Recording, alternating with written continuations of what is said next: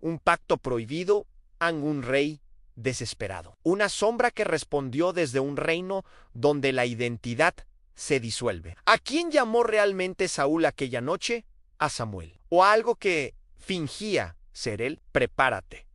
Este es uno de los episodios más oscuros, inquietantes y silenciados de toda la historia bíblica. ¿Alguna vez has sentido que alguien te observa desde un lugar donde no deberían existir los ojos? ¿Has pensado que hay puertas que jamás, bajo ninguna circunstancia, deberían abrirse? Pues Saúl las abrió todas. La noche en que el rey Saúl buscó a la famosa médium de Endor no fue una noche normal. No fue un simple acto de desesperación política ni una consulta de curiosidad espiritual. Fue la noche en que un reino entero tembló porque su líder decidió desafiar la frontera más peligrosa del universo, el límite entre los vivos y los muertos. Saúl no estaba buscando consejo, no estaba buscando paz, estaba buscando una voz, la única voz que alguna vez había confiado, pero que ya no habitaba entre los hombres. Y allí comienza el verdadero horror,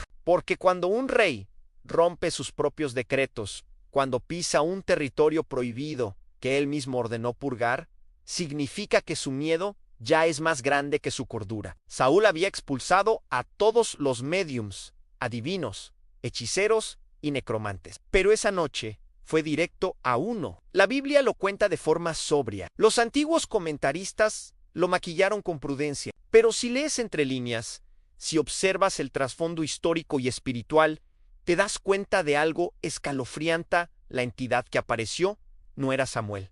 No podía serlo, no debía serlo. Y lo que sucedió en esa cueva fue algo mucho más antiguo, más astuto y más peligroso de lo que jamás se le admitió al público. Saúl entró disfrazado, encorvado, casi como una sombra, el rey más grande de Israel, caminando como un mendigo para pedirle a una bruja lo que Dios ya no quiso darle, una respuesta. Y cuando la mujer aceptó, temblando, porque las leyes del mismo Saúl ordenaban matarla, el aire cambió, a la temperatura bajó. Los animales en el exterior se inquietaron, dicen que la tierra se abrió, dicen que una columna de oscuridad comenzó a levantarse, dicen que la médium gritó porque vio algo que no esperaba, algo que ningún humano debería ver. Pero aquí está lo perturbador: en la mujer no gritó porque vio a Samuel, gritó porque reconoció al rey Saúl, y eso solo puede significar una cosa: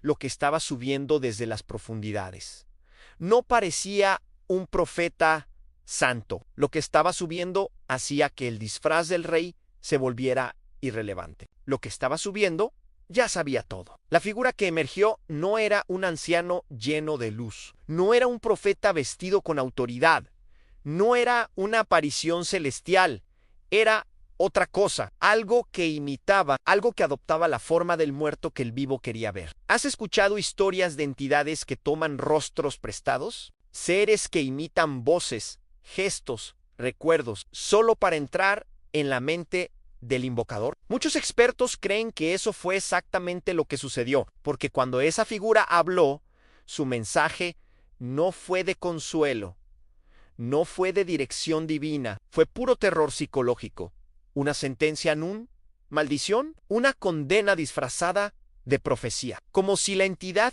quisiera romper a Saúl por dentro, como si hubiera estado esperando décadas para ese momento, como si desde las sombras hubiera dicho: al fin te tengo. Y mientras Saúl caía desplomado al piso, débil, tembloroso, blanco como la cera, la figura no lo ayudó, nulú benjiju, no consoló, solo lo observó, fijan, silenciosa, inmóvilan, como un depredador satisfecho. La pregunta más aterradora es esta: ¿quién o qué respondió realmente aquella noche? Porque si no fue Samuel, si no fue un profeta santo, si no fue una visión divina, entonces fue algo completamente distinto, una sombra antigua, experta en engañar, que aprovechó la grieta emocional de un rey desesperado.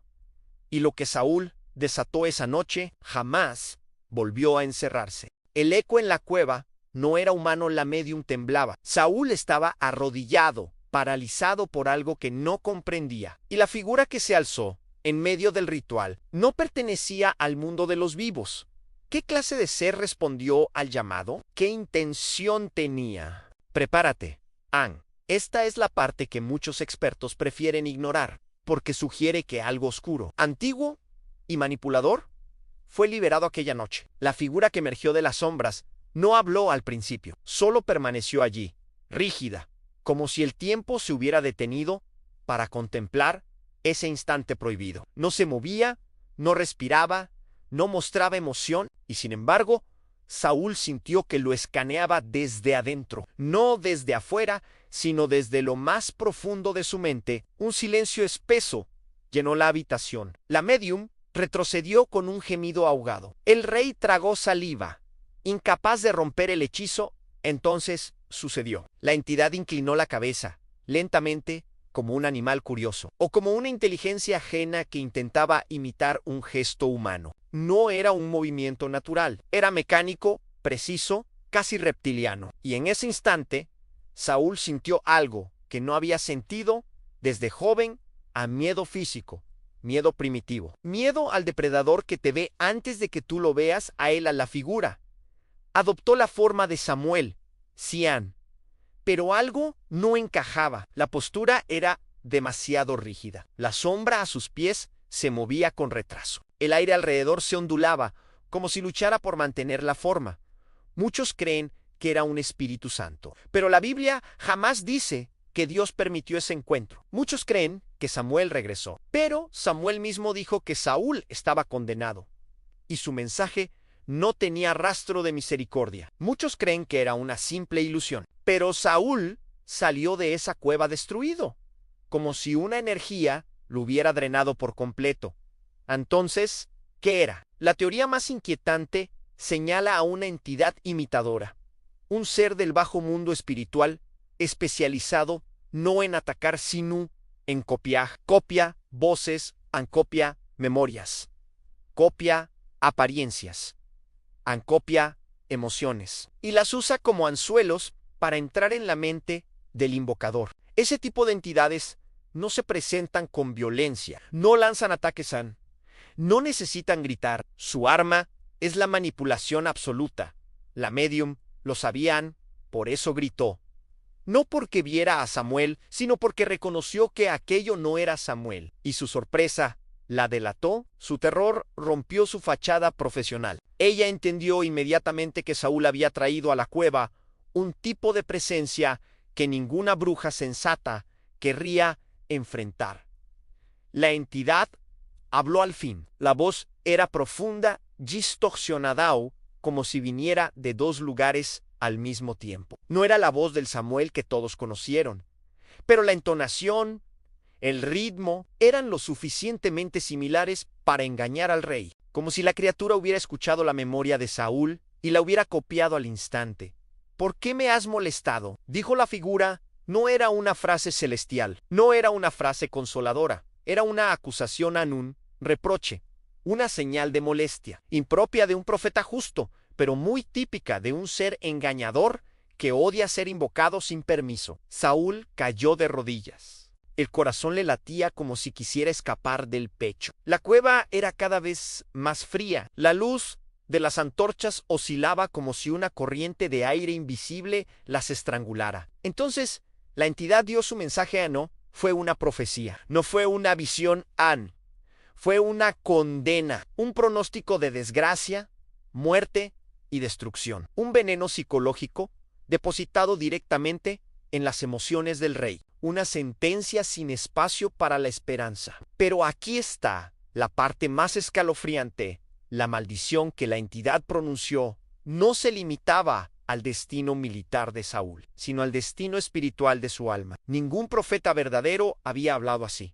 Ningún enviado de Dios lanzaba condenas sin esperanza. Ninguna voz sagrada se enfocaba en destruir la voluntad del oyente, pero una entidad oscura, una que busca quebrar al humano, una que se alimenta del miedo, una que disfruta arrastrar al invocador hacia la locura. Esa sí lo haría. La médium, temblando, observaba cómo Saúl se deshacía por dentro. El rey estaba blanco, respirando como un animal acorralado.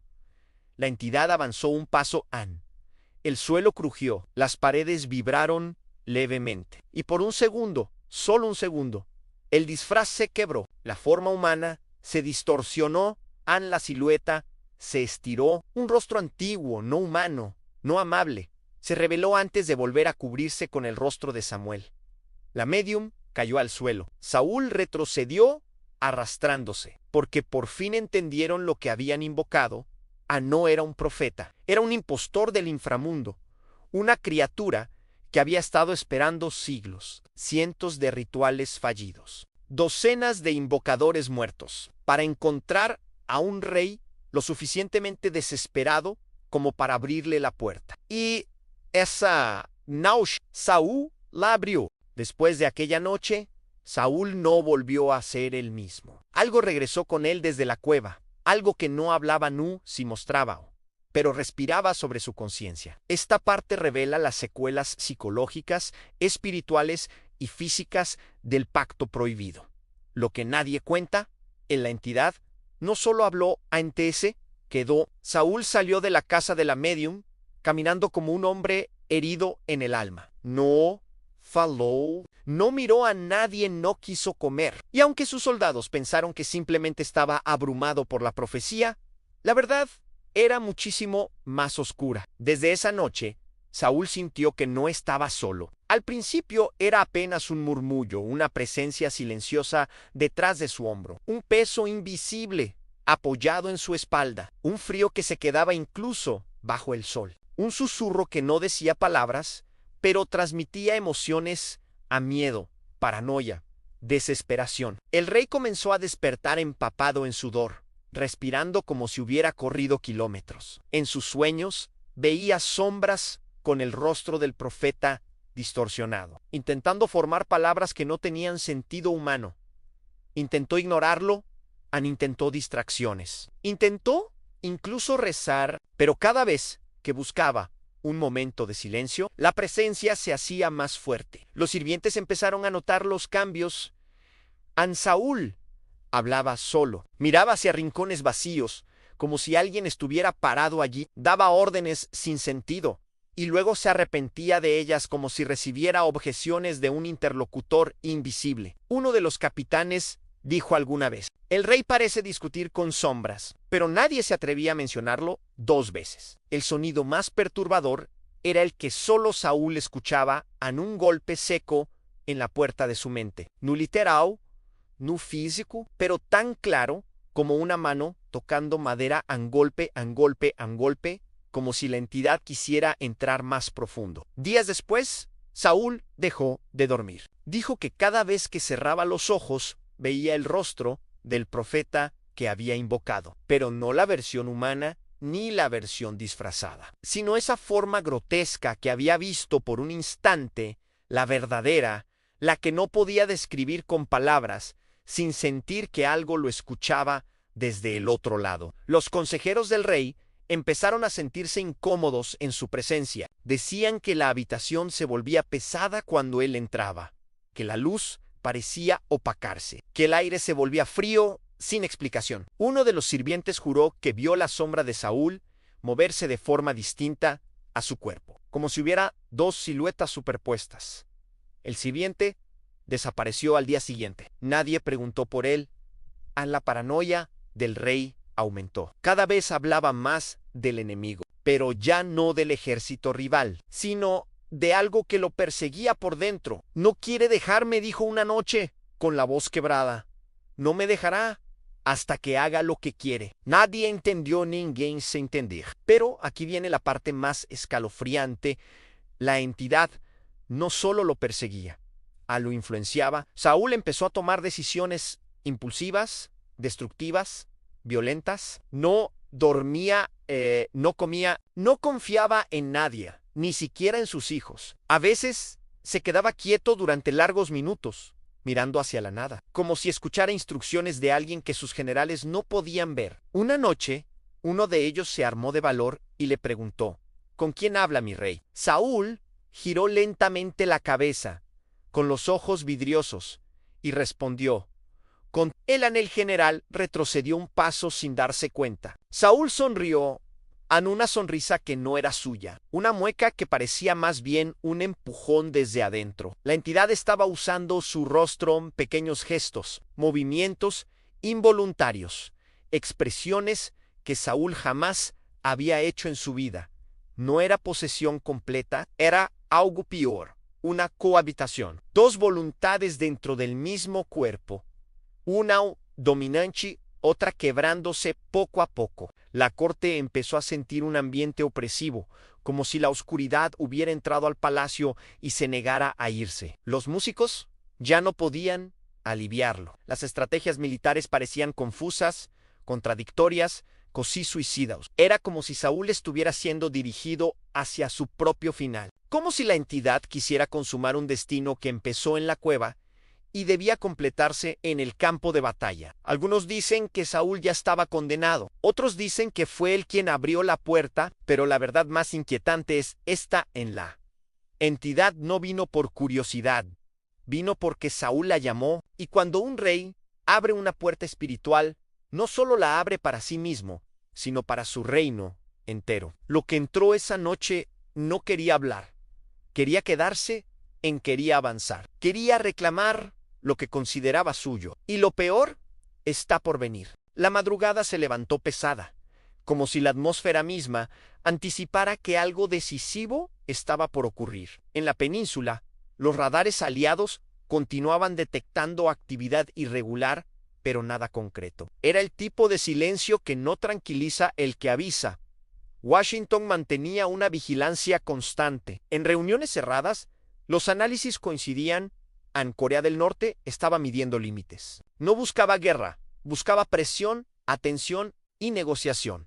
Pero cualquier error podía convertir el juego en tragedia. En Pyongyang, los medios estatales transmitían mensajes triunfalistas. El lanzamiento previo era presentado como un acto de defensa soberana, mientras expertos del gobierno insistían en que nuevas pruebas podrían realizarse cuando el país lo considerara necesario. El mundo contenía la respiración. En Seúl, ciudadanos comunes debatían en cafés y estaciones de metro. Algunos restaban importancia, acostumbrados ya a las tensiones. Otros, en cambio, miraban al cielo con temor. Cada ensayo norcoreano dejaba una marca emocional en millones de personas. Mientras tanto, Japón reforzaba su escudo antimisiles y actualizaba protocolos de evacuación. Las escuelas practicaban simulacros, incluso aunque la probabilidad de impacto directo fuera baja. Los líderes sabían que prevenir era obligatorio. En medio de la incertidumbre,